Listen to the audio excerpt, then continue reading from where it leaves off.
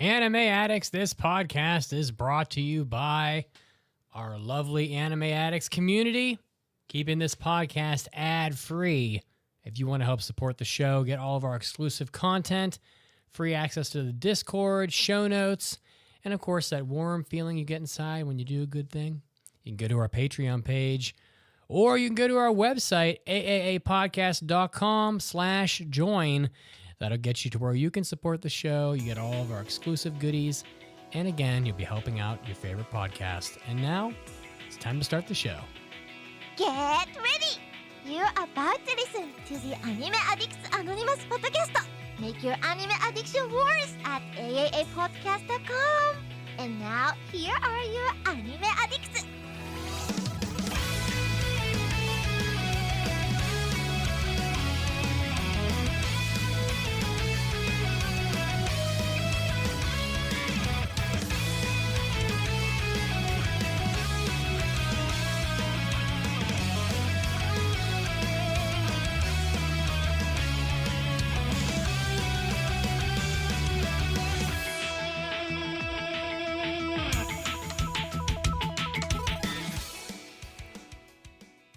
All right. Well, while Caroline is figuring that out, if you want me to keep us rolling, Yeah, let's roll with otherwise, big news of the week while Caroline. yeah. All right. Yeah.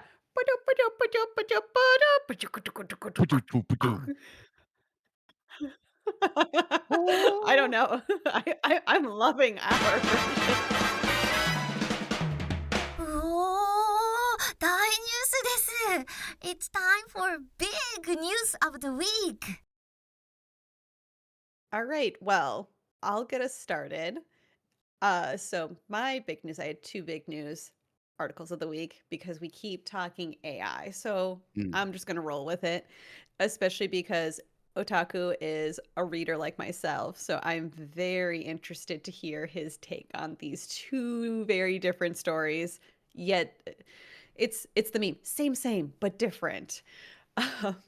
So the first one I have is AI generated isekai novel had won a literary contest as the grand prize in the Reader's Choice Award, but it actually got canceled. And that one was, I'm getting ready for this title because it is a lengthy light novel title. The humble skill tidying up is the strong. So when a corporate slave office lady accidentally reforms a country in another world, she finds herself doted on by the Knight Commander and the Emperor. What a title. But yeah, it had received the award for this grand prize at the 18th Fantasy Novel Awards, and then they did a last-minute change in the regulations that null and voided this award, which I think is the right call. When I was looking through to see how I can't even call it an author, but the person who threw the AI prompts together felt about it. From what I could gather, were disappointed, but felt that they could continue to work around it. And I kind of want to read this now. I'm tempted, only for like just pure curiosity. But I also don't know if I want to give my attention or any sort of monetary value to this. So that was my first story. What do you think about that, Otaku? So I'm a purist, and I feel that AI being used in creative works defeats the entire purpose of creativity. And maybe that's just old man on my soapbox, on my porch, waving my fist at the clouds like Abe Simpson. But I would rather reread any story than even dip my toes in the water of AI generated anything when it comes to an original story. Original work, yeah. Right. Because my other story was in the same breath, AI generated manga becomes top ranked in Japan's biggest ebook store. And that one was called Wife, Will You Be My Lover? Which, yep, I guess that would attract a certain amount of attention, but it's it's just wild how much and how quickly the AI slop continues to just barrel down on us. I still think there will be a comeuppance. I think that there is truly going to be an AI bubble at some point, and I do think people will. Maybe it's me needing to be hopeful for the future of they'll use AI more as a tool to organize their thought process, or say like they needed help organizing like where do I want a scene that I've already written to be put into place. I think there could be a use for that, but I don't want it really touching the creative process, especially because, as we all know, the way that it was trained was to steal. Not borrow, not ask consent from any sort of artist or writers or anyone, but steal them and use it to feed the machine. And actually this has led to a ton of like mangaka pulling their work recently from X, because X has now stated that they'll be using any art on there to feed their AI machine, Gronk. So I did get my audio fixed, by the way. oh, good. At least I'm assuming so. Do you want to read Wife Will You Be My Lover, Caroline? I think I'll pass on that one. It sounds like it's definitely anime or AI schlock, but even if it wasn't, it sounds like a million other titles I am so not interested in reading. But yeah, just following what you were saying about utilizing AI in the process. I mean, there are so many different ways you can do that. I can, if you just getting into an AI chat and it can ask you questions and help you think out your worlds and the different, avenues you could go down on. And yeah, so there's just, I'm certainly not going to bog down on any use of AI whatsoever. But in the creative space, the ideas have to come from you. Exactly. And so to your point, like I could even see an author or mangaka saying, hey, I want to finish it by this deadline. Can you help be essentially like my assistant to making sure that I'm mapping out and timing myself out correctly? Like there's a use for it. I keep seeing AI being used in my opinion, in the complete wrong way. My biggest concern is that we're going to get to a point where, let's say, for example, we all know George R. R. Martin is not going to finish writing the Game of Thrones series. It's just not going to happen. But what I could see a publishing company doing eventually is taking a deceased author's entire library and dumping it in and say, okay, AI program, write me a sequel to this. And then they'll just put it out saying, inspired by the works of author X.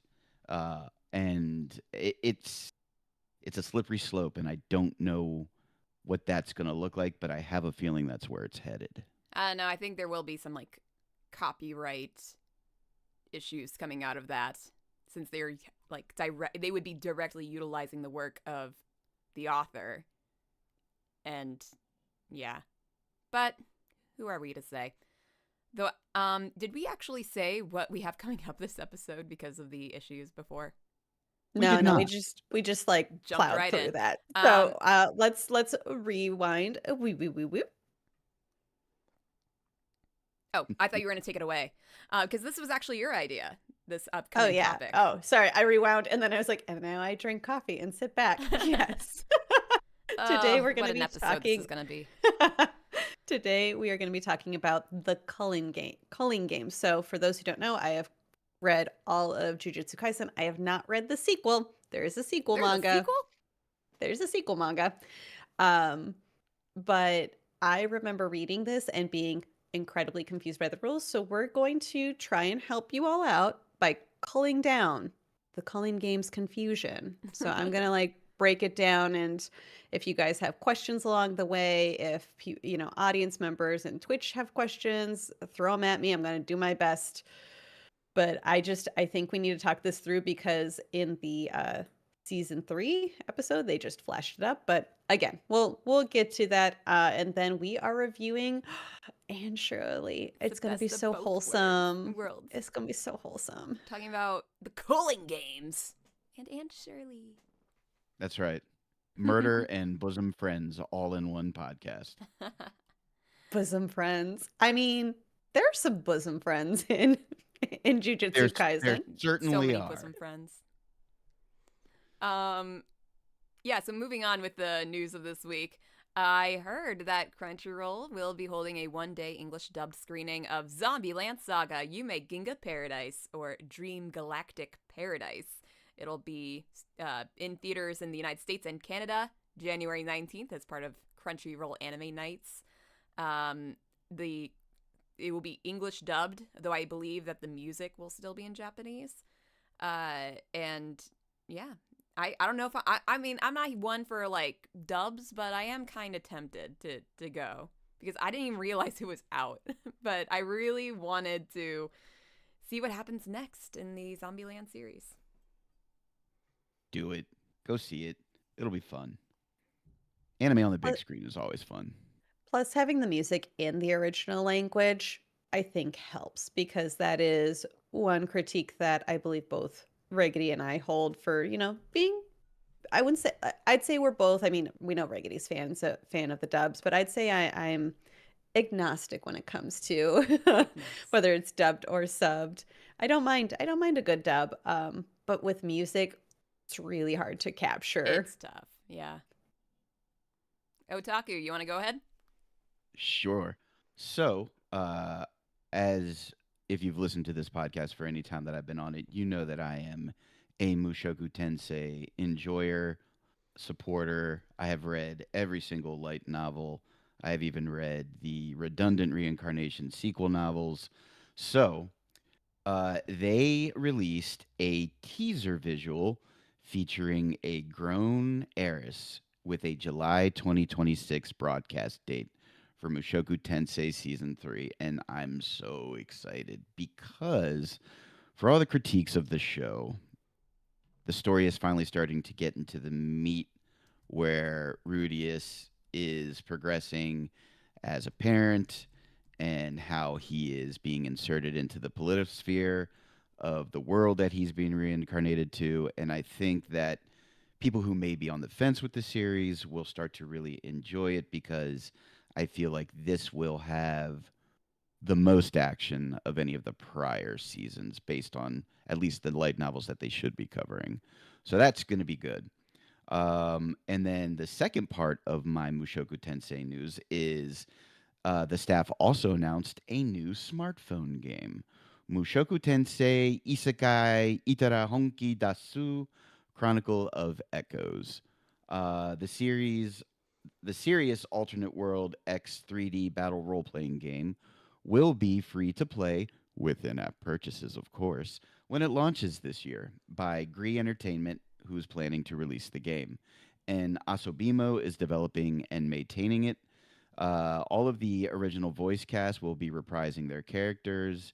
So this will just be probably another foray into the gacha game world to come for your wallets while also giving you just a little bit of fan service. So my number one question is, are either one of you caught up and will you be watching season 3 of Mushoku Tensei this July? I am No, not I- caught up. I don't know if I really have the motivation to get caught up though. That's a problem. Yeah, I feel like I've got so many other shows currently on my plate. Gonna plug that we are hopefully doing a My Hero Academia series like wrap up at some point with all of us plus Raggedy. I think the idea so for that that's- is March, isn't it? Mm, yes, I believe so. So that's the hope, and so that's where my attention has been. And like Caroline said, I feel like with all of the controversies, especially with season 2, or was it the second core? One of those, there was some controversy there that's made me a little tentative to embrace it. Yeah, I understand. mean, It's not for everybody. I think I would be interested in continuing with it because like even despite the controversies, there was some pretty good stuff in there. It's just there is such a ton of stuff that we want to watch and we have to watch, so you kind of have to strike a balance with that. But we shall see. Anyway, Are you gonna do the game? Oh, sorry. We're continuing. Oh, sorry. I just want to know if Otaku's going to play the game for us so that we don't have to. Yeah. I am sure that I will give it a dabble, but the horse girls rule my smartphone tablet gaming as it is right now. Between Fake Grand Org and Uma Musume, it's going to be hard to fit a third entry in there, but I'll certainly give it a try just to see how it is, because I did the same thing for the Black Clover game, which was wildly unimpressive. I did the same thing for it's slipping my mind, but there's been a bunch of Was it anime Wordy Wing? Did franchises. you play? It wasn't Wordy Wing. It was Birdie something Wing. else. And Wordy Wing. Wing. It wasn't Birdie Wing. I can't remember what the other one that I tried more recently was, but every time I've tried, it was Konosuba. Oh. It wasn't that great either. So it's hit or miss with those adaptions, but the horse girls will keep running. Fake Grand Order never stops. I think it's on year 10 now. Dang. So yeah, and they're just keep going. So, but I'll give it a try and I'll let you know if it's terrible or not. Thank you. Thank you for doing the Lord's work there. I'm a public servant through and through. Are we ready for the Culling games? Yes. I Are think we we? have to have a word of caution here, because we will be talking about things of Jujutsu Kaisen Season 3, definitely spoils some things from Season 2, and definitely spoils things from Season 1. So if you are not a Jujutsu Kaisen watcher, and you plan to be, you should probably proceed with caution. Agreed. And if you need a recap, go back 2 episodes to last time on, where Reggie broke down what you may have missed as well. Oh, I should have From listened to Jujutsu that. I jumped into Season 3, and I actually did I actually do use ChatGPT to help me remember things that happened in previous episodes of a show, and also to explain some things about the Culling games to me, because now this has become me glazing ChatGPT. I can write in any question and say no spoilers. So any answers that it can be put through a filter, and I won't be spoiled about anything I might not know about yet. That's a clever use of it. Yeah. Anyway, Culling games. This is the big event of Season 3, Part 1. This is, and like I said at the beginning, I have now read the manga. We're diving in. You both are anime only at this point. Have you watched both episodes, both of you? Yes. Yes. Excellent. So, jump in at any time. So the Culling games, what are they? The game is going to function as a battle royale where the jujutsu players are going to kill one another with their powers or lack thereof. Players need to adhere to the strict rules of the game and fight across 10 barrier colonies that form a line down Japan. This has been orchestrated by Kenjaku, who I might be referring to as that, or as Pseudo Ghetto. From Season 2, you find out that Ghetto is a fake. It's a brain. It's a really old brain that just is in existence, I think, using cursed energy to body hop. And the goal of Kenjaku is to evolve humanity by optimizing cursed energy. And he's been doing this for eons, for eras, all across. So the reason why this came up is because in episode 1, you're getting the sense of what the world has become post Season 2. And then they mention the Culling games, and they quickly flash the rules up as sort of almost like a little break. And then they expect you to read them. Yeah. And then they go away and move on. I remember when the movie came out and people were just memeing about it, and they were using their Sharingan to read all of it before it went away in the movies. But I did pause and I read all of them like a good little student. I'm so proud of you. Yeah. I can say that the Monogatari prepared me for needing to pause and read. So I had no issues, but thankfully, because that was meaty reading. It wasn't just a little bit. I'm kind of surprised that they went with just by the way, here are the rules. And also, and go. We had no context on None. Why the Culling games are happening, why certain people are involved, why they have to do it. I mean, I chat GBT'd it because I'm like, I cannot stand that they did not give us any context. And yes, threw us 13 different rules in very long formats. Yeah, so I'm not sure why they didn't like explain it and then kind of break down the rules in an episode, like not flashing it on a screen.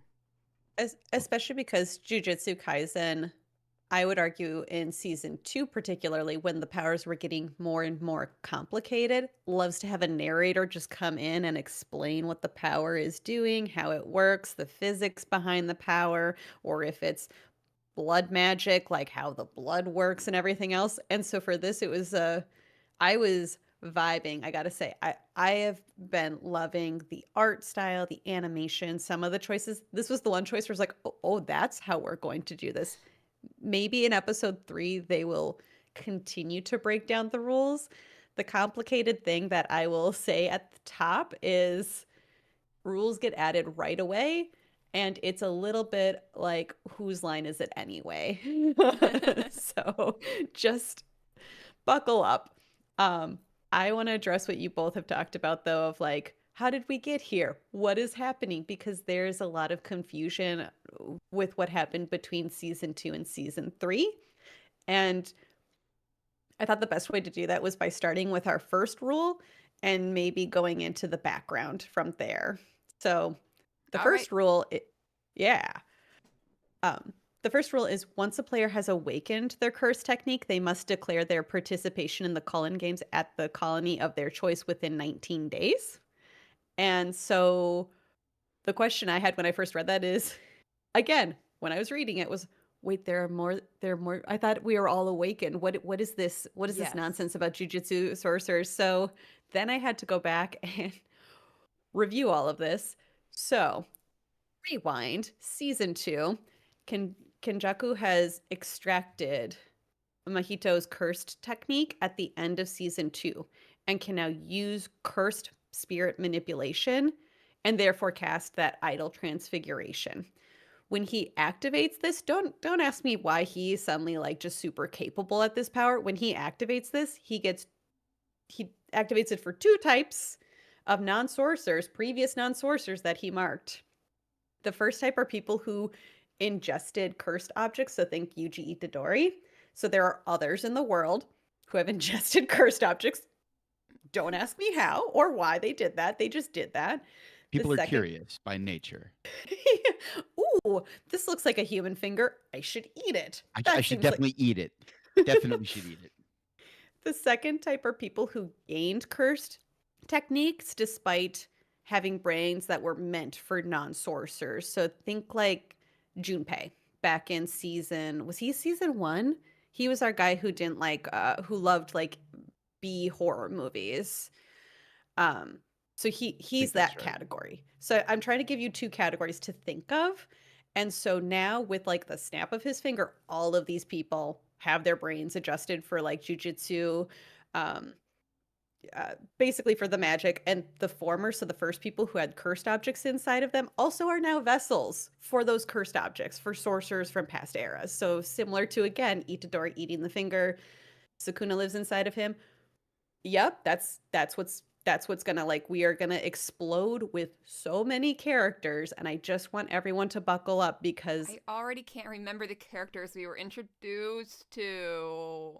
Yep, it's gonna get a little more complicated.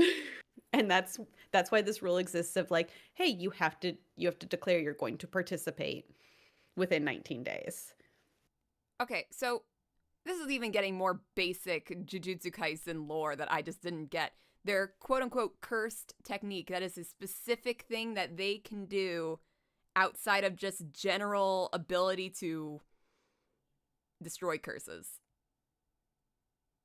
I'm like, yes. What is a curse technique? I think maybe that is just too big of a question to ask at this point because we are talking about the Culling games.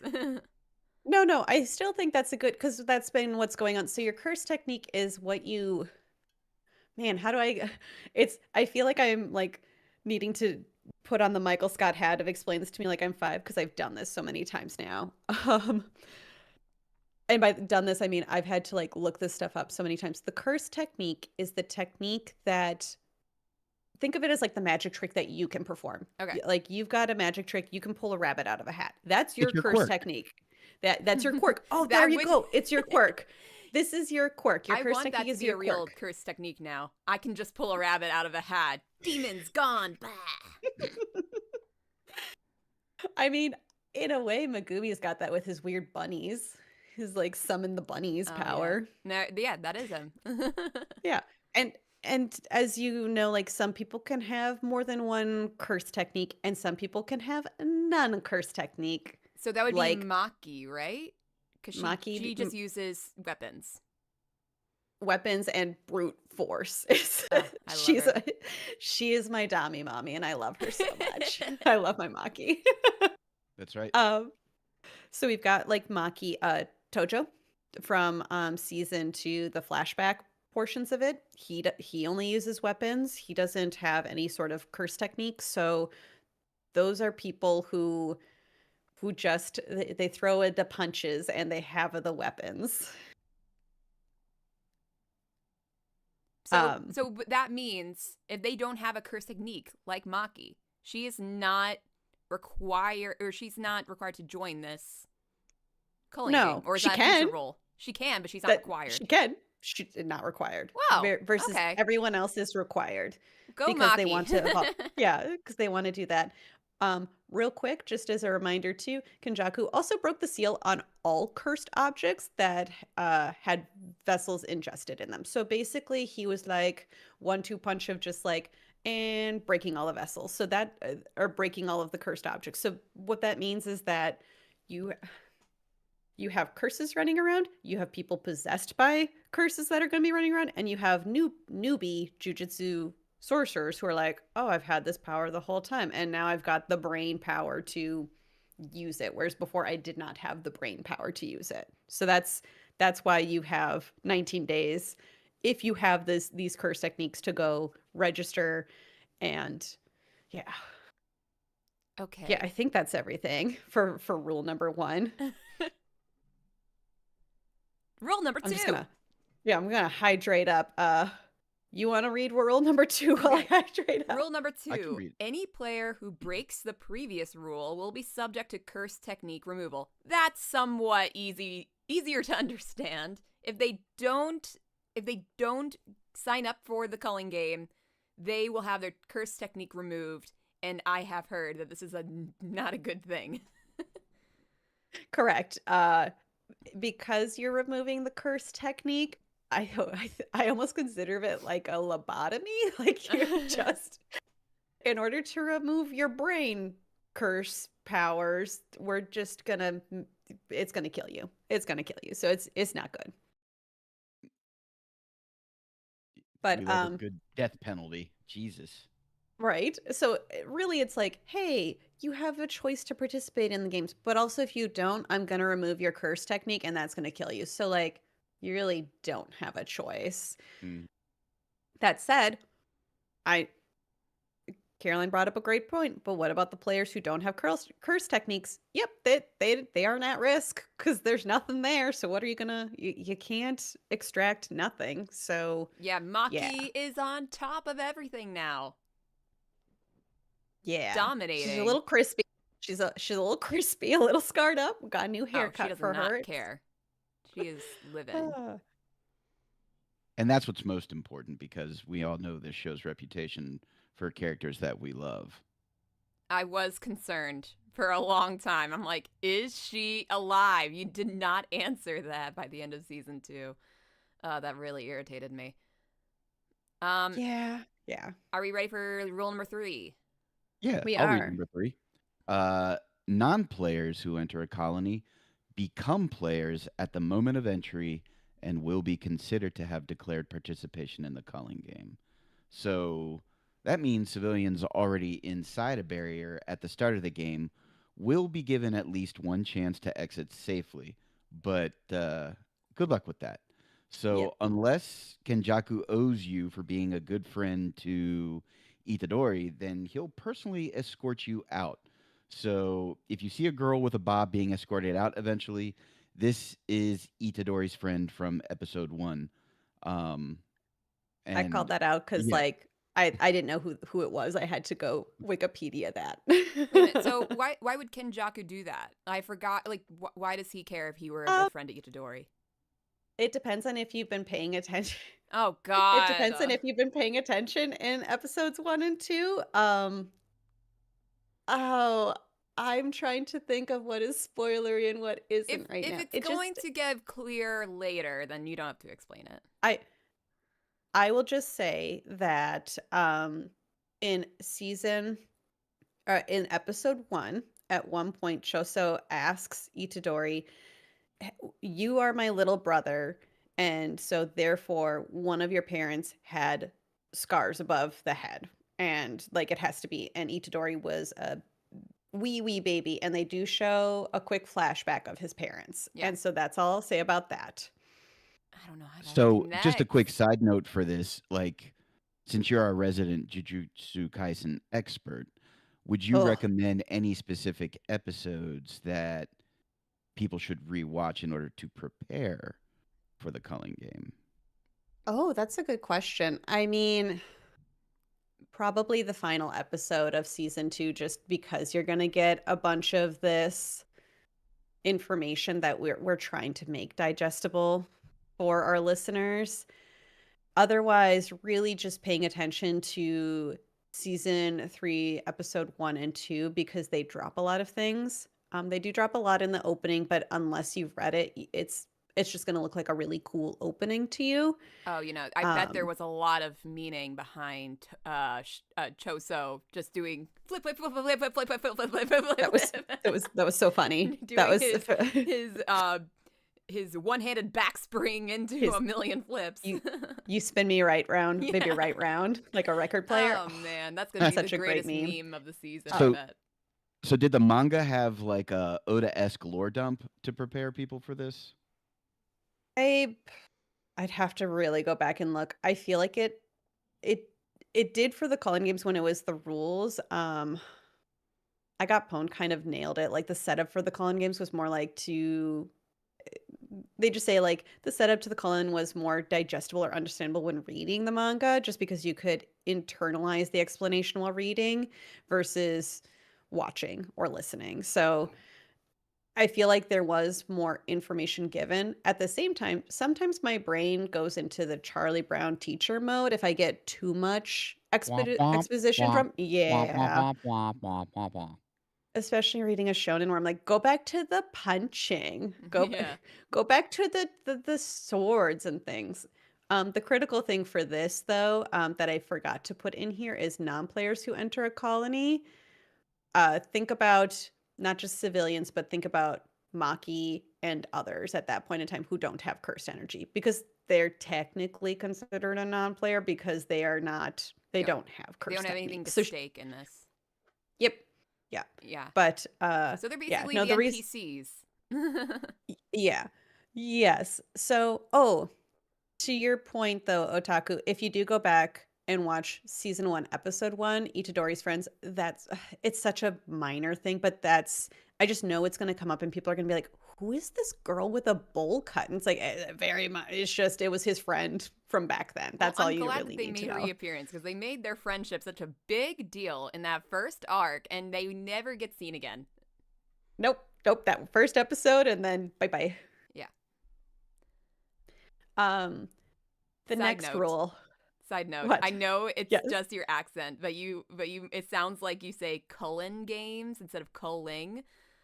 So Yep. every time you say, I think of like a Twilight kind of Hunger Good. Games situation. I love it. Yes. You get thrown into a baseball game with the family and you have to survive. Yes. And also, the sun makes your skin beautifully sparkly. Mm-hmm. All right. Rule number 4. Rule number 4: players score points by ending the lives of other players. I feel like that's pretty cut and dry.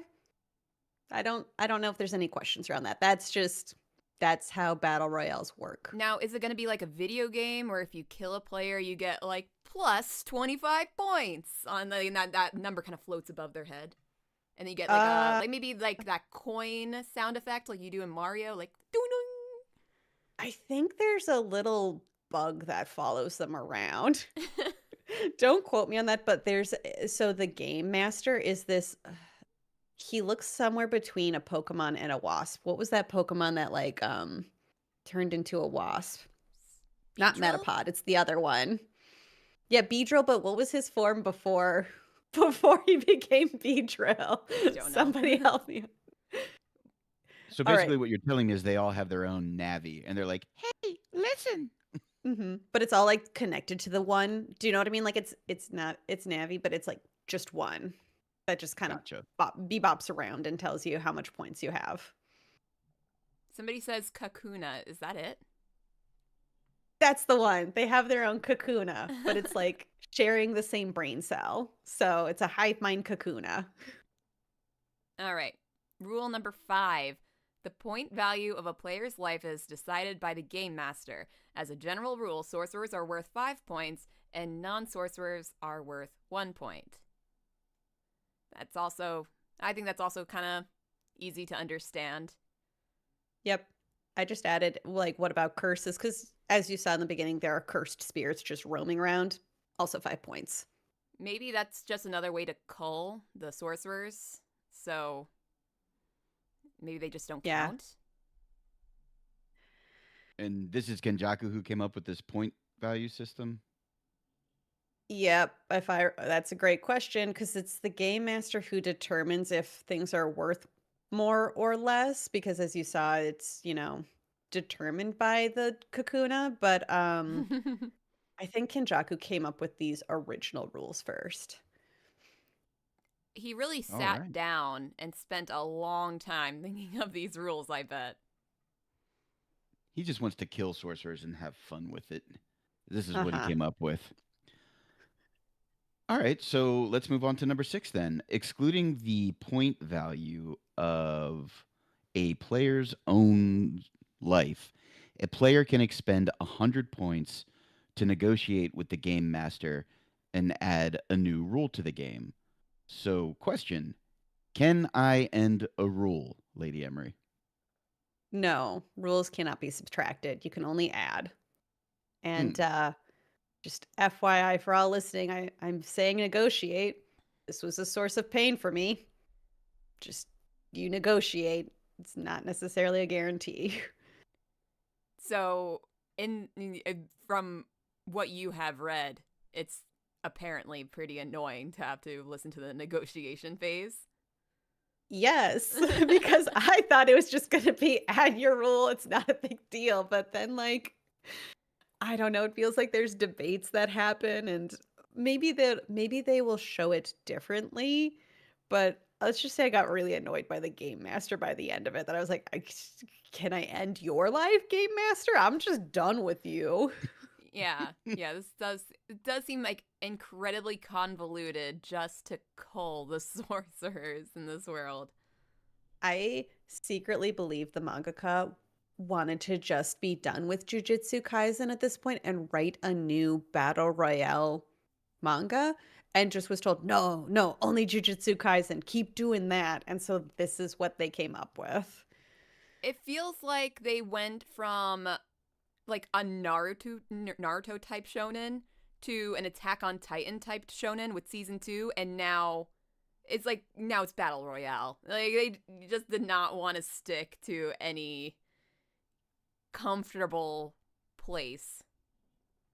It kind of reminds me of Lost pre-writer strike and then post-writer strike.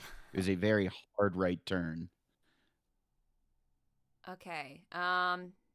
Rule 7. I don't remember where we were. Yeah, we're at rule number 7 now. Number 7. In accordance with Rule 6, the Game Master must accept any proposed new rule as long as it doesn't have a long-lasting effect on the game. So they must accept it, but they can also negotiate? Yep. What? And what is a long-lasting effect? What does that mean? Maybe I was going to say, that sounds in a way that incredibly it doesn't subjective. completely end the game? I guess. I mean, Or doesn't make someone too OP for the game, question mark?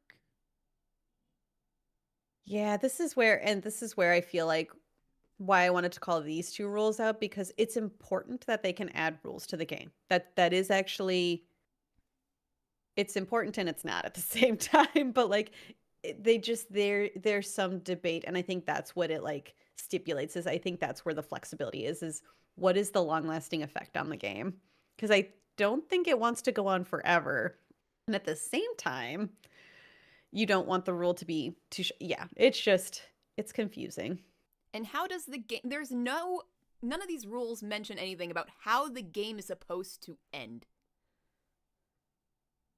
I think it ends when there's only one person in every zone, because there's 10 different zones, so you need at least one person left standing in each zone.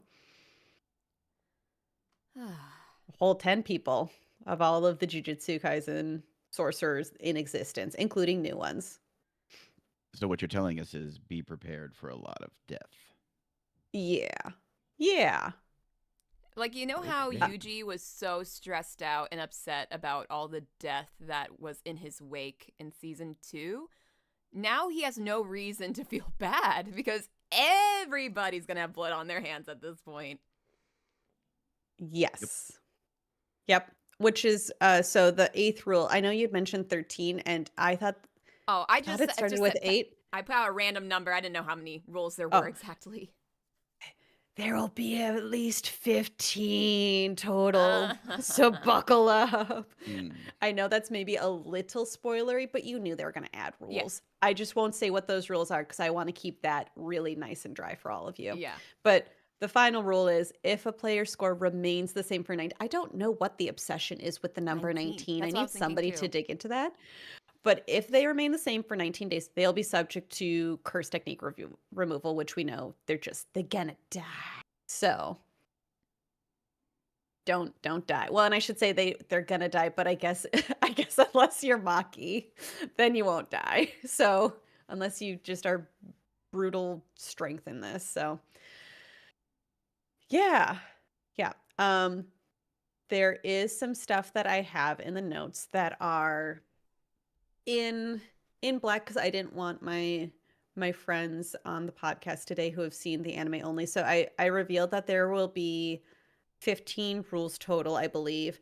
But I did want to address something quick because you guys are going to jump into this because there's no way that the sorcerers are not jumping into this. There are unaddressed rules that come along with the barriers. So just be prepared for that because I'm sure you're thinking, aha, they're going to go into the barriers and it's going to be all willy-nilly. It'll be fine. But it's almost like a secret rule. It's a rule, but not a rule in regards to the barriers. And this is where, again, some of the frustrations happened for a lot of us readers of like, but that's not part of the rules. You gave me rules and regulations and I'm trying to follow those rules and regulations. And I'm very type A. So it's like, why did you flip that around? So just be prepared for when they first enter the games. Apparently the Culling games are very Kafka-esque and annoying. Like if I was a sorcerer, I'm like, are you fucking kidding? I feel like I'd be walking around with like a book of like, okay, so what can and can't I do? I would definitely be carrying around this rule book. And if anything happens that does not follow the rules, I'd be like, excuse me, tapping the book. Right? I demand a refund. Imagine you also had to pay a registration fee. You need to register within 19 days. Also, the fee is going to be, I don't know, $50. 5 cursed. Yeah, $50. I'm like 5 cursed souls, $50. No, you have to make it as annoying as possible because that is what they are doing. It is no longer Jujutsu Society. It's just capitalism. So man. Is the plan for this season, do we know, is it going to complete the Culling games or is it going to be one of those things where it's like Core 1 and then hiatus and then Core 2 I think it's part 1, so I think there's going to be another part of the Culling games. Part 1 is going to be all about going over these rules, I bet. Let's hope so, because I certainly know that any non-manga reader is going to need a little bit of additional clarity. Thank God we have Lady Emery, but it'll be interesting to see what the rest of the season holds. And I think there has been talk about us still covering season 3 because we know it's a big deal. So we'll see if that happens, but that is certainly in the talks. So with that, any other anything you want to talk about regarding the Culling games before we move into our news break? No. If you guys do have questions about either rules as they get added or about powers, I actually think that would be a great mailbag to send in. I know it's not just me that's read it. I know Pancake has read some of it. Raggedy gleamed it because he can't read. So he, like just looked at pretty pictures and kind of just figured it out, which is just remarkable for this. And we do, I believe, have the release schedule. I think this is a full 24 episodes, isn't it? I think it is for season 3. So they did do the release schedule recently. So that'll be exciting. And I honestly, I called my shot of where this was going to leave off for season 2, which was with the arrival of Yuta, one of my favorites. But I don't know where this one's going to leave off because, to your point, Otaku, this is that's why I keep telling people to just buckle up. It's going to be a long and bumpy road, and there will be explanations, and maybe we'll get some sparkly baseball. I mean, we got that in season 1 a little bit with the baseball game for between the two schools. For sure. One thing for sure we know is there will be blood. Plenty of it. Would you like to read the trivia question for this week, Otaku? Of course. This week's in-show weekly trivia question is, who wrote the original Anne Shirley novels for which the anime is based? All right, and we will give you the answer after the news break. Go a little bit short. I kind of had to throw it together at like 10 o'clock last night. So, all right, let's head into it. Hey, Anime Addicts. This is Caroline, and welcome to your anime news break. The Walt Disney Company and Webtoon Entertainment announced that they completed their previously announced strategic agreements, which includes Disney's approximately 2% equity investment in Webtoon Entertainment and the plans to launch a new digital comics platform. Webtoon will proceed with building and operating the platform, which will feature both current and classic comic titles from across Disney's portfolio. The lineup will include decades of content from Marvel, Star Wars, and 20th Century Studios, alongside select Webtoon original series. In addition to reformatted legacy titles, Disney and Webtoon are also developing brand new original webcomic series based on Disney, Marvel, Star Wars, and 20th Century Studios franchises for global release on Webtoon. So all you guys that use Webtoon, stay tuned for plenty more things to read. In other news, the Dangers in My Heart manga is coming to an end. The 13th compiled book volume of The Dangers in My Heart revealed that it will be coming to an end in the next volume. If you are unfamiliar with the story, it follows Ichikawa Kyotaro, a boy barely clinging to the bottom rung of his school's social ladder, who secretly believes that he's the tortured lead in some psychological thriller. He spends his days dreaming up ways to disrupt his classmates' peaceful lives and pining after Anna Yamada, the class idol. But Kyotaro's not nearly the troubled teen he pretends to be, and it turns out Anna is a bit odd herself. This is certainly a podcast favorite. The manga launched back in March 2018. The first season of the anime came out in April 2023, and the second season came out in January of 2024. And there's a compilation film coming out in February. Maybe with the manga ending and the film coming out, a season 3 could be announced, and the end of the series could be adapted. And I'm certainly hoping so. It's one of my favorite little rom-com series, and I'm glad it's getting a definitive end.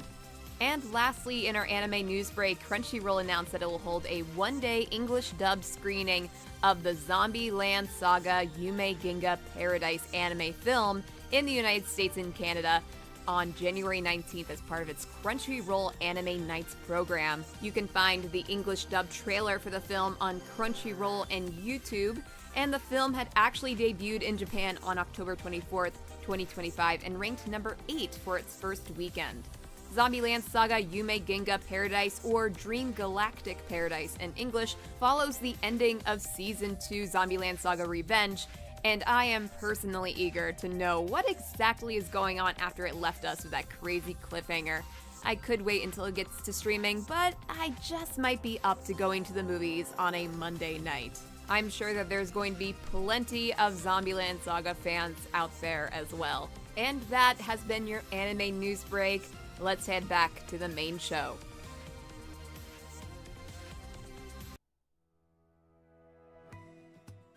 Feeling disconnected? Struggling with boredom? Have your weekends become a never-ending loop of meh? You may be suffering from neurological onset of restless malaise with interest erosion, or normie for short. And you are not alone. When life loses its spark, traditional methods may fall short. That's why there's the Anime Addicts Anonymous Podcast, the revolutionary anime podcast designed to reignite your anime passion. I'm the Raggedy Doctor, board-certified anime physician, and I'm here to tell you about the AAA Podcast.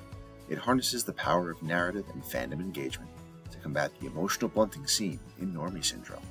Its interactive format encourages listeners to reconnect with complex characters and compelling stories. Several double-blinded, randomized controlled trials have proven that the AAA podcast has better efficacy and selectivity than other similar products. Listeners report improved mood, renewed motivation, and a growing sense of community, particularly when employing the adjunct therapy of joining the Discord. Chronic sufferers may require additional treatment with after-parties, hobby addicts, or hentai episodes available with Patreon membership. 10 out of 10 Raggedy Doctors recommend the Anime Addicts Anonymous Podcast. Download the Anime Addicts Anonymous Podcast today on your favorite podcast platform, your first step toward breaking free from normie syndrome. The Anime Addicts Anonymous Podcast may cause sudden bursts of laughter, deep emotional reflection, and erectile dysfunction. Not recommended for use around small children. Talk to your Raggedy Doctor to decide if the Anime Addicts Anonymous Podcast is right for you.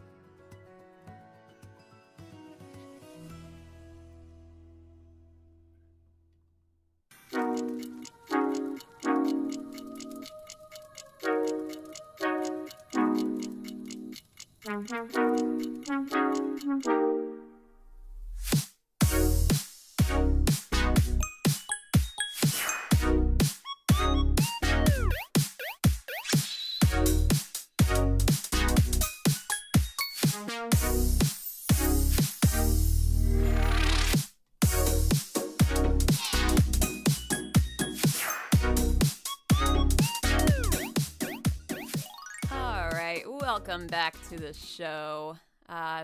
The intro or the weekly trivia question we have here. What was that? Can somebody read that out for me?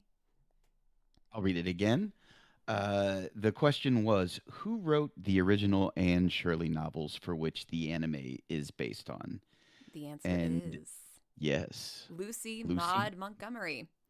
Mm-hmm. Have either of you read the Anne Shirley or the Anne of Green Gables novels?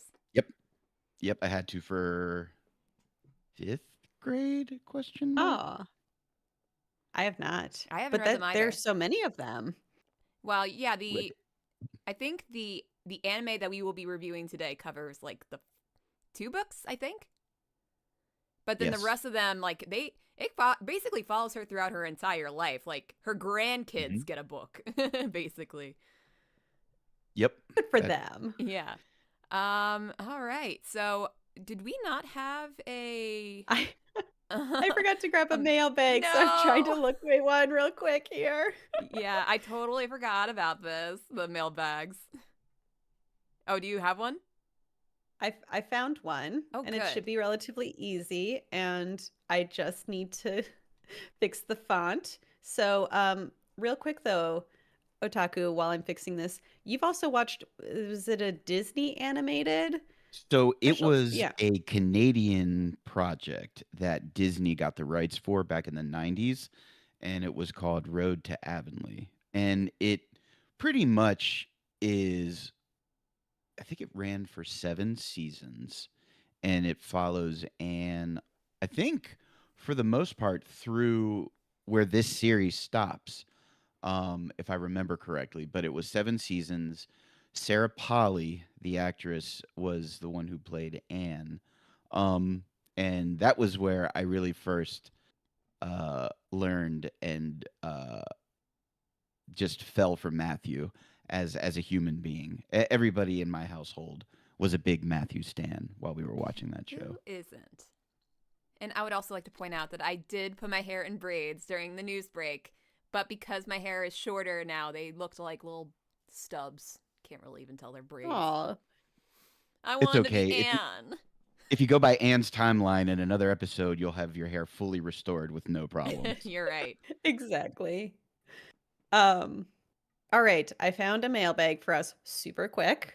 So we'll just touch on this because I believe this was an episode you were on, Caroline. So Jay wrote to us, your director's iceberg is missing one of the biggest. And of course, they are giving me a name that I cannot pronounce because I'm terrible at Japanese. So It's Yoshiaki Yoshiaka. Kawajiri.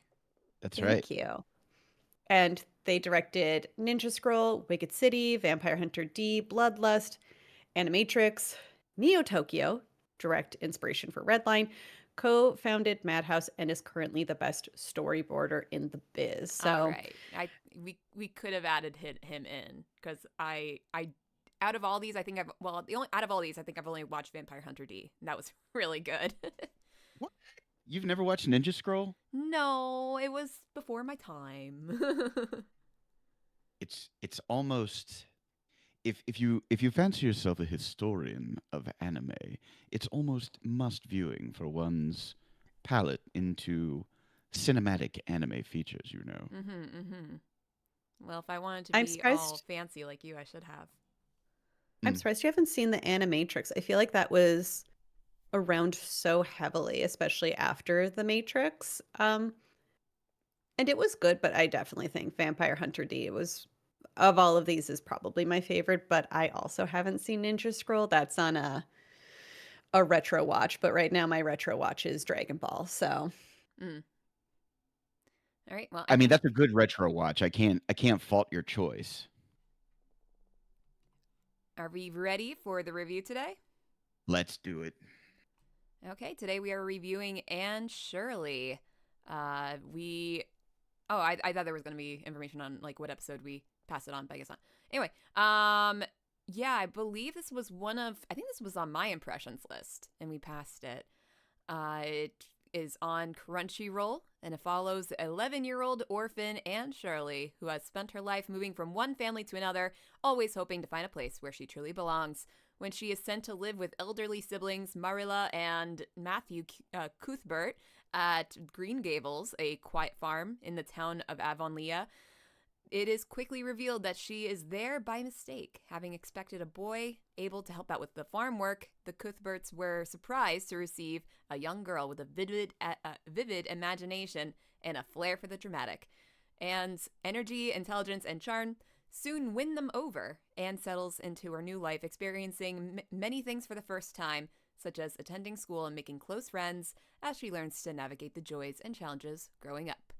It's done by The Answer Studio, based on the Anne of Green Gables novel, as we discussed previously. Expectations going into it. Emery, would you like to start? yeah, the art was very cute. I was at first bothered by Anne's character, but I think I knew I would be just because I had seen previous iterations of her just in brief clips and whatnot. But it's also because it was somewhat relatable to some of my own quirks of being a little bit dramatic as a child. And like I had a very vivid imagination, but I was very much in my feelings just like her. I think the biggest issue, well, not issue, I'd say I was more so worried at the two cores. I didn't know if I would be sold going into this knowing how many episodes would be ahead, but I would say after the third episode, I knew I'd finish this. Like I just found something that was between a cozy show and just something that was hitting on nostalgia and the human experience. Otaku, would you like to go ahead? Of course. Like we touched on already, I've watched a couple of live action adaptions. For a more modern adaptation, if anybody is interested, you can also go to Netflix and watch Anne with an E. I believe that ran for 3 seasons before it got the Netflix chop, but it still covers enough for you to get a real good taste of the world. So I was excited for the project. I knew that there was a classic adaptation, I think from '79 is when it was adapted. I had never watched that, but the PV for this one alone had me sold because of just how much I loved that world when I was a kid. Because I think when it was broadcasting, I was like 9, 10, 11, and I stuck with it. So I was very excited to see just how much they would cover with this adaptation.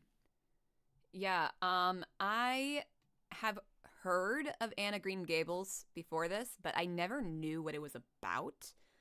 And then I come to realize, like, oh, Japan is obsessed with Anna Green Gables. And then I also learned that there was another anime adaptation of the manga that was written about, like, based on the novels, called Akage no An, or Anna Green Gables. And so this was back in '79, and it was directed by Takahata. So I know that was like something that we had discussed when we were discussing this current iteration of it. And because that show in '79 had 50 episodes, and this one, which I believe covers the same story, is 24. So I was interested to see how that would go. And I was also just interested to see like what the story was about, because when we were doing the impressions, I actually did go onto a Wikipedia hole and I just read everything about it. So I kind of spoiled a lot of things for myself, but I just wanted to learn generally what I was going to see here. And so I was pretty excited. I did watch the first few episodes, and at first, I like Emery, I was irritated. Anne just irritated me. And I would like to imagine it was just because they needed to firmly establish her type of character and how she is as a person. And unfortunately, when they really pound it in, she gets a lot. She's a lot. Luckily, she does loosen up after a few episodes. And I think the first time I actually realized like I actually do kind of like her was when she has to do this dramatic apology to Rachel, and I'm like, that was pretty it was pretty good. And so I was excited to continue along with it, though I think after I watched a few episodes for the impressions, I came to realize, like, even though it is kind of episodic, I was still very into it. So the slice of life, low keyness of the show wasn't as it wasn't too daunting for me at that point. So that was good. All right, spoiler-free recommendation, Emery. Yeah, I do recommend this, especially for families.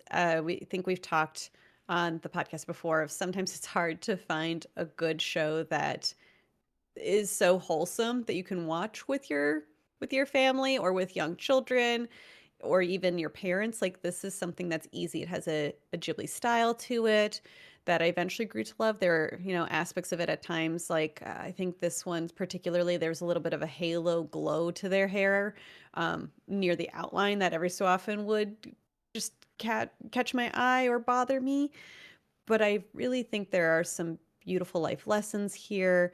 The background art is so stunning and made you feel, for the most part, that you were in Canada. There's one scene in particular towards the end that I'll touch on that felt a little unrealistic, based on the tree that was utilized. Otherwise, the opening was really cute, and I think it showed the journey of our Anne. So yeah, I was surprised because I know people always talk about the old anime version and recommend that, but this one I think did an excellent job of adapting the work. All right, Otaku. Yes, absolutely yes. I put in the show notes that I felt that it's pretty rare these days to come across an animated project that still touches on more serious themes, but is geared towards a family audience. So I was really happy to see that. I did feel that the pacing was a little too quick at times, but given the amount of material that they were trying to cover with 24 episodes, it makes sense. Just like Emery said, I thought it was very well drawn for the most part. I thought it had a delightful original soundtrack. Very, very string heavy with a lot of the interludes. I watched one episode with my AirPods on, and it really popped in the background just how good that background music was. And of course, there's a whole host of characters that you can't help but love. And I put looking at you, Matthew Cuthbert, you angel on earth. So I could see this very easily becoming a lot of people's comfort anime because it's just so easy to consume, and I think it has a high rewatchability personally. Yeah. Moving into my spoiler-free recommendation, I also very much so recommend this show. And similar to what you said, it just feels like a comforting hug. It is just so warm and inviting. And I really like the colors in this show. It's so pretty. And I cannot imagine Prince Edward Island being like this, though. This is like the most beautiful place on Earth. And I wonder if it's even like slightly like that. I do remember my mom used to tell me about her college friend who was obsessed with Anna Green Gables. And so they took a trip to Prince Edward Island, and all she wanted to do was like go to the places referenced in Anna Green Gables. And my mom was like, are we really going to spend our whole trip doing this? Anyway, so yeah, there's just a lot of great relationships in this show. I know we all love Matthew, but I think Marilla is just, she was my favorite. It's just the stereotypical, like, stern type of woman, and her heart just melts for Anne, and they make such a great relationship.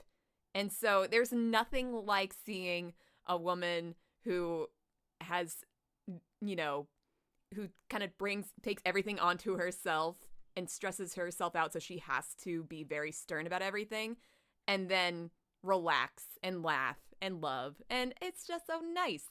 And then you got Anne and Diana and their bosom friendship. Sometimes approaching to like, are you sure that they're straight? No, I'm not saying that as in a mean way, but like, their love is some love that I only dream about. And I think if this was written today, they probably would be in a relationship like that. Anyway, so yeah, it's a really great show. And even though natural comparisons might be drawn between this iteration and the 79 iteration, this only made me want to delve into it more. So, but in a way that it's still good to have, because it's a shorter version. Like, you're not signing up for 50 episodes, you're signing up for 2 cores. And so sometimes it did feel like things were chopped for time. It feels like there were certain things that could have taken up a little bit more of an episode and then kind of gets moved on very quickly. So I'm kind of interested to see how it gets adapted in this other show. But there is certainly a lot to gain from watching this iteration as well. And I think because it's been so long and there's a new anime audience ready for it, I'm kind of glad this came out, because like me, they're probably interested to read or watch the other adaptions of Anne of Green Gables.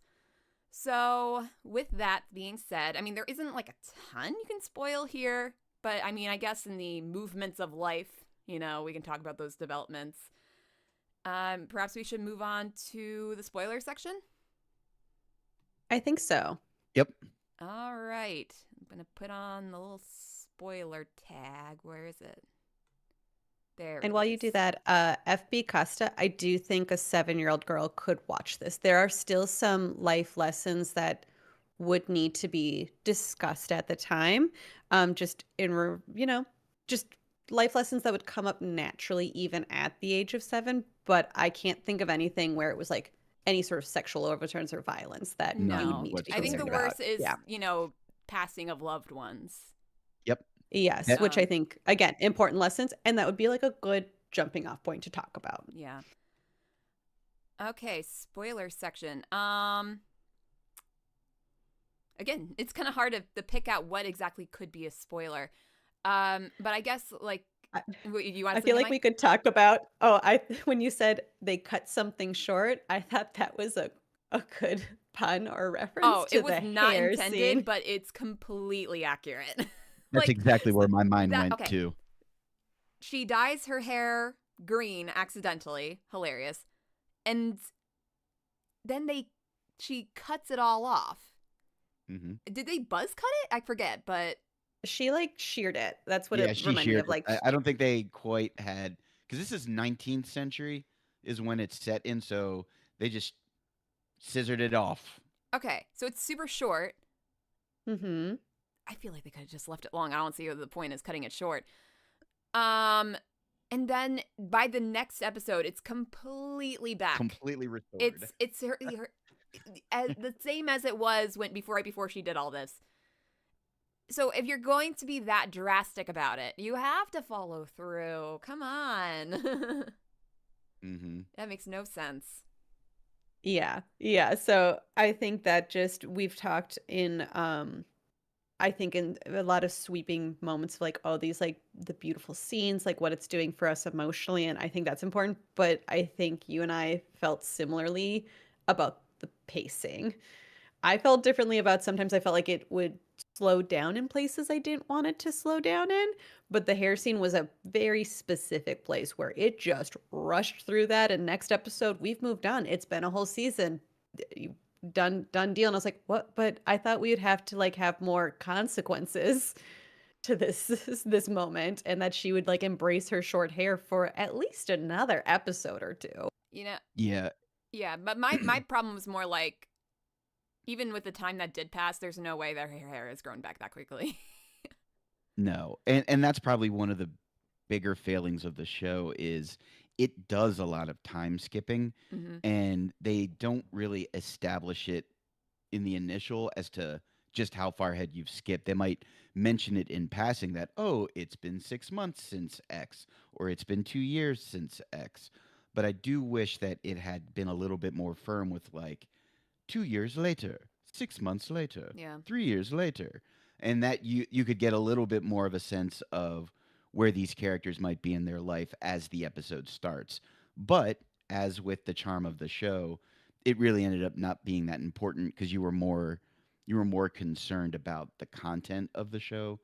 And I really, really appreciate how it is probably one of the better slow burns for romance, but it also touches on like how important romance is, because one of the side stories that I just loved was the reuniting of Miss Lavender and Mr. Irving. Mm-hmm. If I could insert my crying emoji, I would. But I just felt that it was really important to, like, just generally, every episode seemed to have some sort of message at the end, like, don't let love pass you by. Don't live with regrets. There are things to confront. Whether it be personal or interpersonal. And I think it really just, the strength of the show is on the life lessons that it touches on. I don't know how you guys felt about that.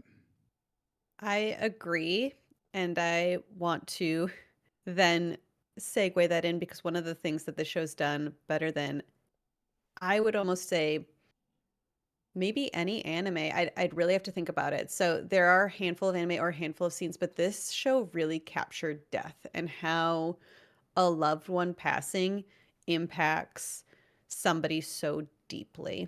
And I loved that. I loved it and I hated it because we got our first taste, and this is the spoiler, because we all love and wanted to protect Matthew, but his time came so much quicker than what I wanted. And I cried. I actually cried that episode, and I wasn't expecting to, but it was done so incredibly well and felt so human. And I don't know how you felt about that, like those particular life lessons.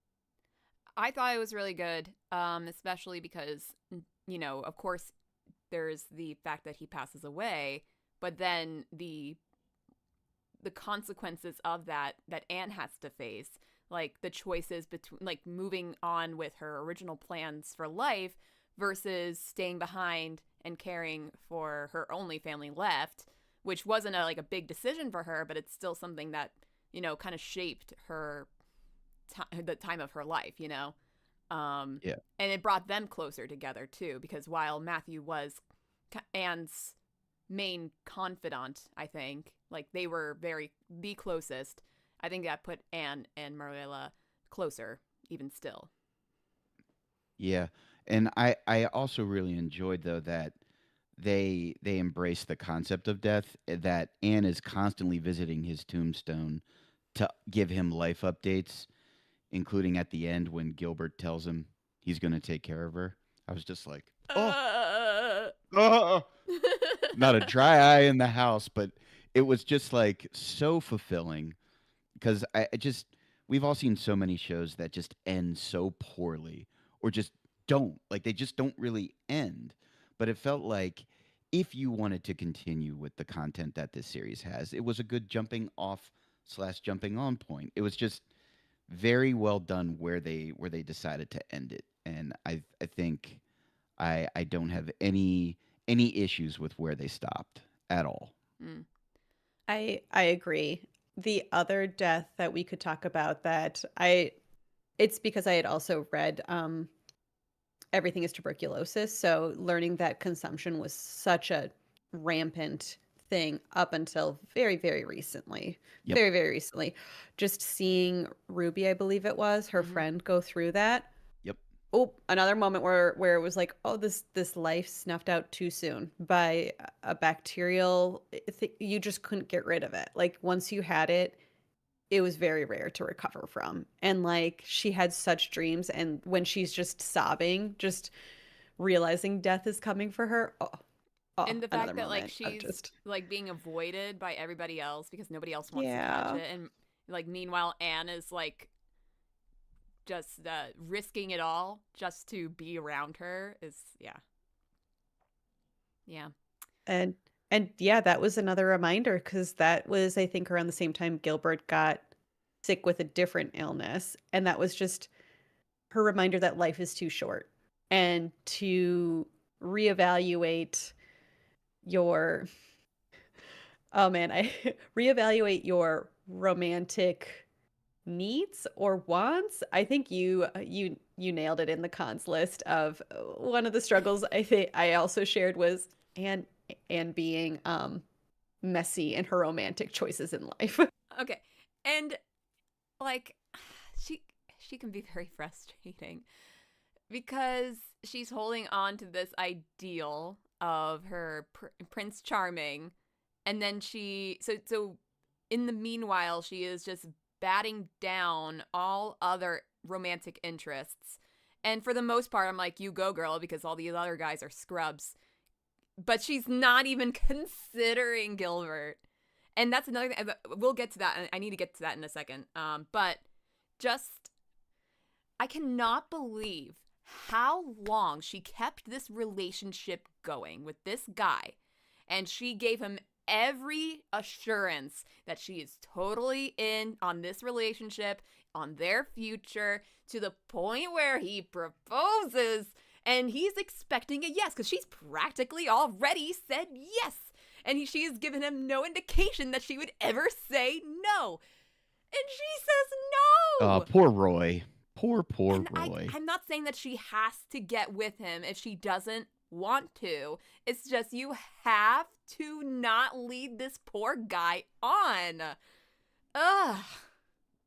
I think her greatest weakness was just her inability to be honest with herself.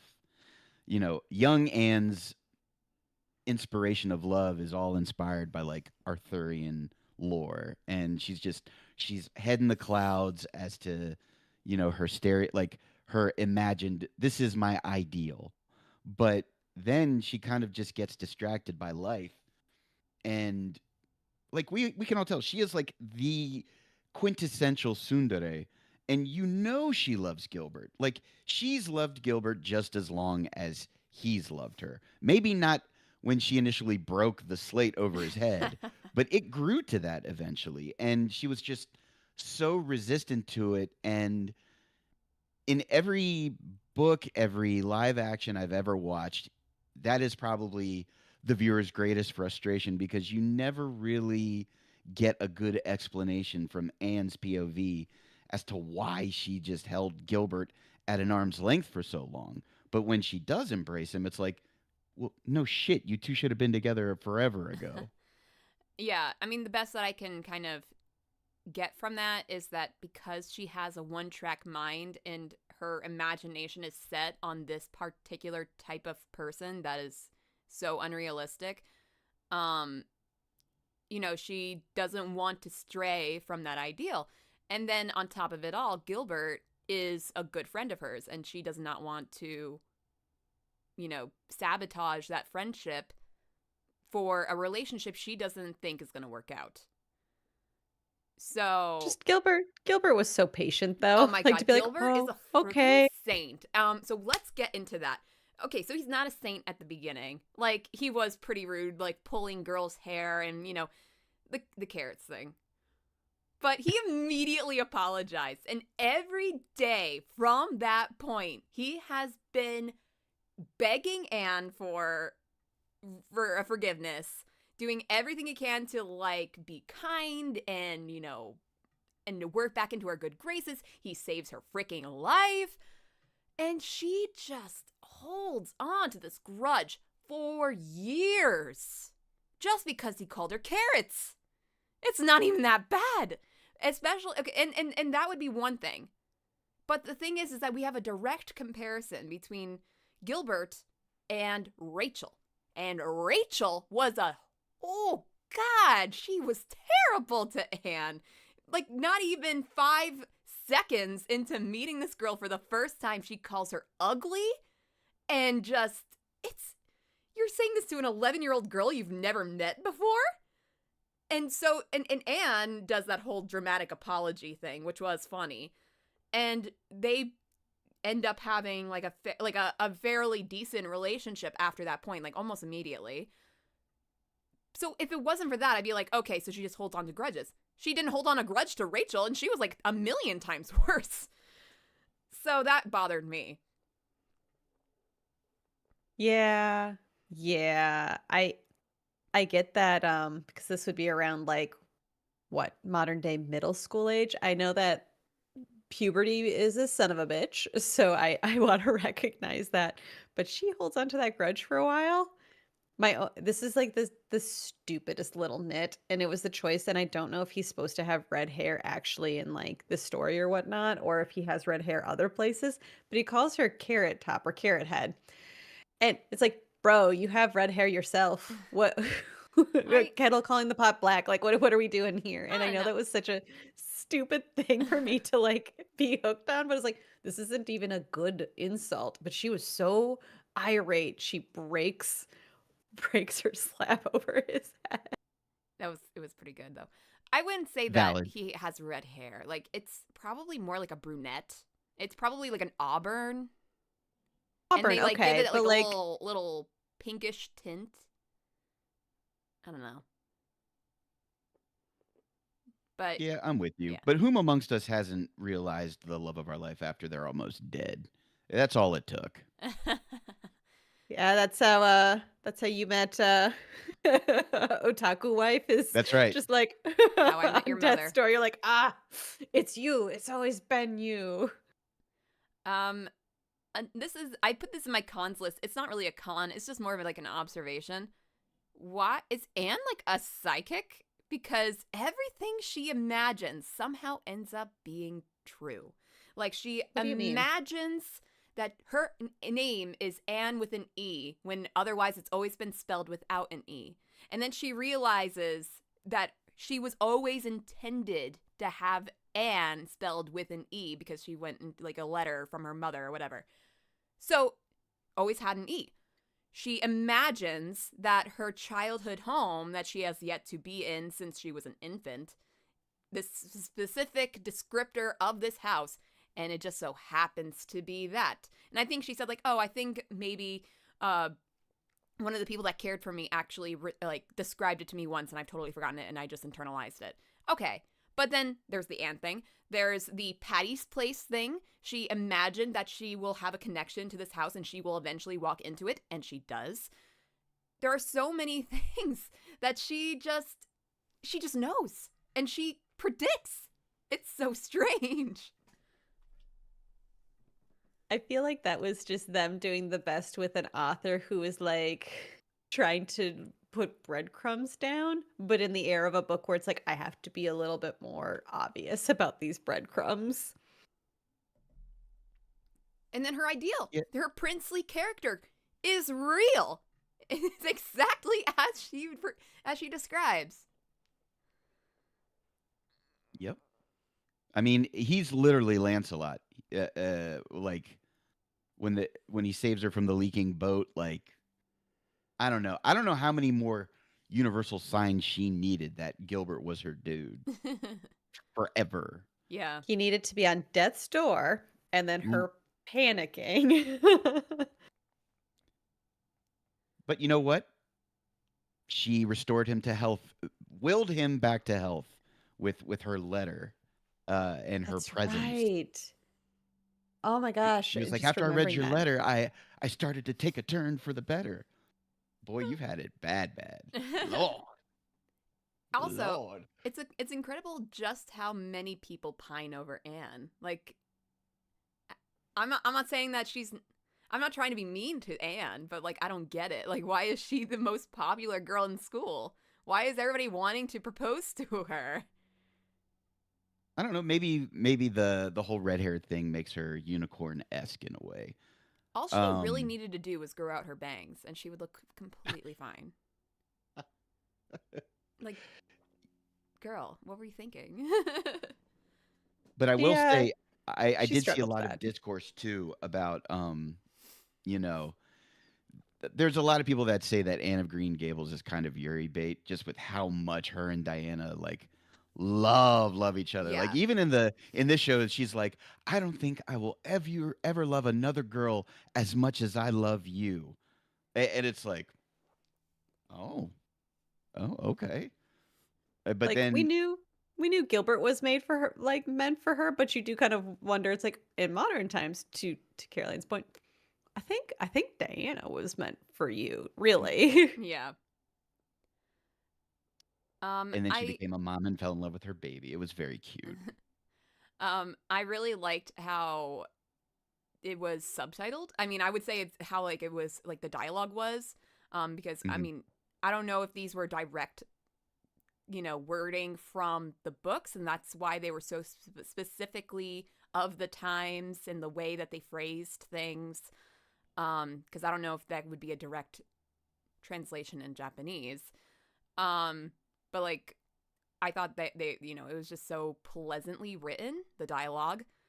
And I also just love the environment, like just besides the prettiness of Prince Edward Island, seeing people in a simpler time and how they went to school and how they had their supper, and it was like bigger than, or no, it was, I get mixed up between supper and dinner. Yeah, so supper was lunchtime, and they had like a huge spread, and dinner was supposed to be kind of like a smaller meal. So that was of the time. And it was just a nice like thing to watch, a much nicer environment to watch.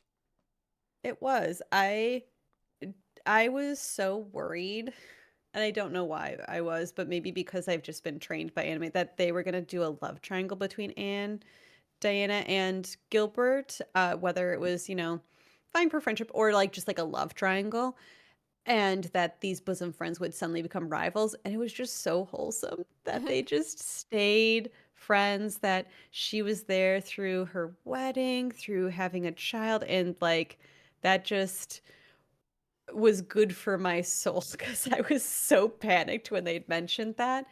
And there's another word, like I would never have thought of bosom, like be my bosom friend. It's like, oh, that does sound like something they'd say back in that era, That's right. It's They'd funny say because bosom everybody's chum. so confused when Anne says it, so I don't think it's like even a common term, because it's just, so Anne says my bosom friend, and they're like, what's a bosom friend? I forgot. But yeah, But no, I think they nailed a lot of those those old-timey things, though. And just to kind of piggyback on what you were saying, Caroline, like this is an instance where I feel like the localizer actually understood the assignment. I didn't find myself frustrated by anything that I read. There was no reinterpretation, misinterpretation. It was just this is from the book. This is what it should say, and it just felt so good to not have to worry about nonsense appearing on my screen for me to once again throw my fist at the clouds like Abe Simpson in anger. So it was very refreshing. Did you guys like the music? Because I know I brought it up as a strength of mine. Did the background music, the constant like 4-string quartet background music? I loved it, and this is such a small thing, but when it would do the next I can still hear it in my head. Like the next episode had the Mm-hmm. same The musical same score, music. but Yep. it was just so relaxing and at the same time so I don't want to say dreadful because like it just they knew how to weave it into whether the following episode was going to be like something out of comedy or some sort of like beautiful growth for Anne, or if it was going to be something tragic. And that music fit so well at the end, and I loved it. So yeah, it's just at least the ending preview music lives rent Mhm. free in my brain. Yeah, I mean, I know that the music was good. It's just when it's good, I tend to not pay attention to it. I'm sure if I were to hear like a little clip of it now, I'd be like, "Oh yeah, I know where that's coming from."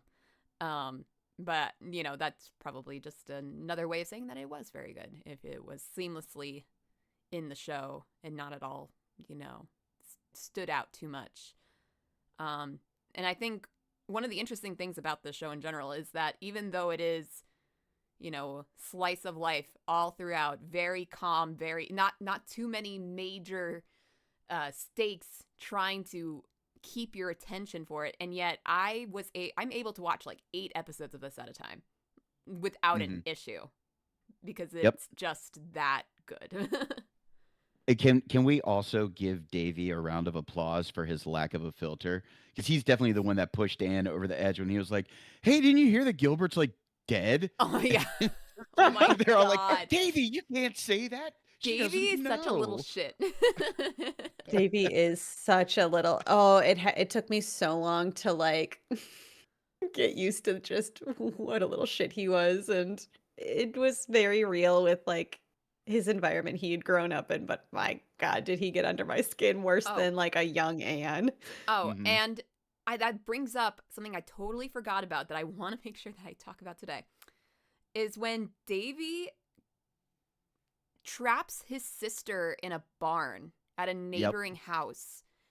That Horrifying. is like he's done some not so great things before. That is like psychotic. To trap your twin sister, your only family, your direct family remaining, in a barn at a neighbor's house and lie about where she is for hours. And it's not even until the end of the day when Anne just so happens to be in the area and just so happens to realize that his sister is in the barn, locked in. And they were like, "Oh, it's okay, Davey." I'm like, he needs to apologize to his sister. My God. And like they just sweep that under the rug. I'm like, are you kidding? This is psychotic behavior. Someone needs to check if he's a bedwetter, loves fire, and is mean to animals, and then we'll know for sure. Uh-huh.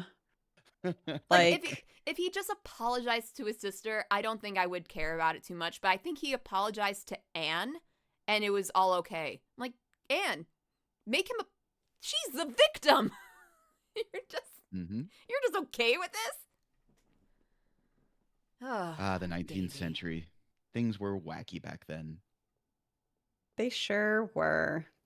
I have to ask, and this is fast forwarding way in the future. How did we feel about the kiss scene in the end? And my only nit is Japan.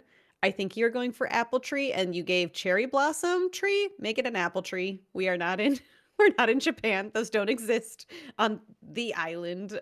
Do they not? On the Edward. I don't think so. I think cherry blossoms. So you could have crabapple trees, apple trees. There are flowering trees, but I don't believe. I think cherry blossom trees truly come like the sakura trees come from Japan, not like cherry trees, which again are different. I'm So I looking will up say there is a blossoming possibility apple that they trees. would have had some trade with them prior and maybe planted some because I know here in DC we have cherry blossoms all over the place. We have the cherry blossom festival because they were gifts from Japan at a point. So that's Okay. what I was gonna say though. Weren't they gifts from Japan? Okay, But down the here's the rabbit thing. hole. But they directly say this is an apple tree, and they even eat. Do they? Yeah, Oh yeah, my yeah. I think they God. have like. I Thank think God. they Thank eat God you apples remember. by the tree at some point. And so the blossoming of an apple tree does kind of look like a cherry tree. You like the pink buds and all that. Okay. Okay. And I do have like flowering trees near me, so I've seen it. It just wasn't giving me the same vibe. But maybe this goes back to what we've been talking about of like what year is it? What season is it? Because I lose track sometimes. Yeah. Yeah, generally speaking, I think it's just between like early 1900s, like 1901, 1902, 3, whatever, until like, 1910s, I guess. Hmm. But yeah, How did we? the time skipping was a lot. Like a whole year will pass by in an episode. Yep. mhm. I know we haven't really touched on her writing career or like the cranky old man editor who helped her in the end, though, to become a better writer. But I feel like that was the right career choice for her, especially with her imagination. I'm just trying to think of anything else that we haven't really touched on. I mean, we could talk about Roy and his brooding nature, I guess. Yeah, that's the reason why Anne broke up with him. There's not much to talk about with him. Yeah. Ba-boom. I don't really know if there's much more to touch on. I think we might be able to score it at this point, Yeah, unless I there's think so as anything well. you feel strongly about interjecting. No, I think we're ready then. All right, All Emery, right. take it away. Oh, I get to start. Okay. I for all of the teeny tiny nits you heard, we just need to call them out. More so just because I think if we were to do this differently, the number one thing being just pacing, like feel free to slow it down, feel free to just add a second season. Overall, still, I really loved this, especially in like the time of year it was. It fit really, really nicely. It was something that I could watch anywhere and not be worried about if, somebody was going to walk into the room or like see it because it's just such a pleasant, just a very pleasant show. I am going to give this 4.5 boards breaking over Gilbert's head out of 5. Nice. I'll go next. I think you pretty much hit the nail on the head. This ticks pretty much every important box for good stories. There's love, there's gravity, and this is the type of show that is a total package show for me. And though I can't give it perfection, and I'm so happy you gave it the score you did because I also am going to give it 4.5 bosom friends out of 5. Worried about that half bosom friend. Like what happened to her? Yeah, I really enjoyed this show. I think that was a decent idea you had, Emery. Is like, why couldn't you have possibly done like a second season, and then you can really get into the nitty. I think that would have been a perfectly good thing for them to do. But for what it is, I think it's very good. Yeah, it's rushed here and there, and Anne and some other characters can get on your nerves like a little bit, but it really makes up for it in the relationships between the characters and the setting and the time period. And yeah, it's just such a nice little period piece slice of life, and it's a good introduction into a very well-known franchise, I guess, that people can definitely sink their teeth into and get more into in the future. I know you guys both gave it 4.5. I don't know why I'm leaning more towards a 4 for me. That's okay. So I think I'm going to give this 4 psychic ands out of 5. And Still a with good that- score. Yeah, it's still a good score. We definitely recommend it.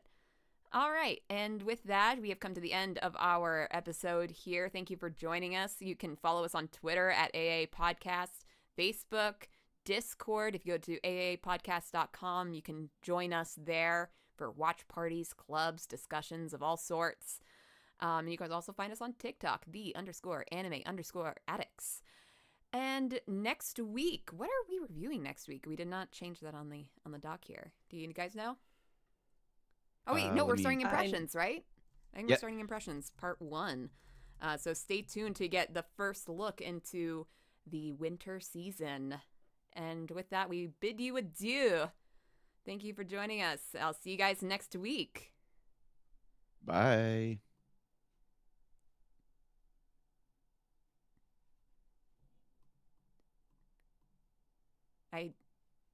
Oh my gosh, where's the closing music?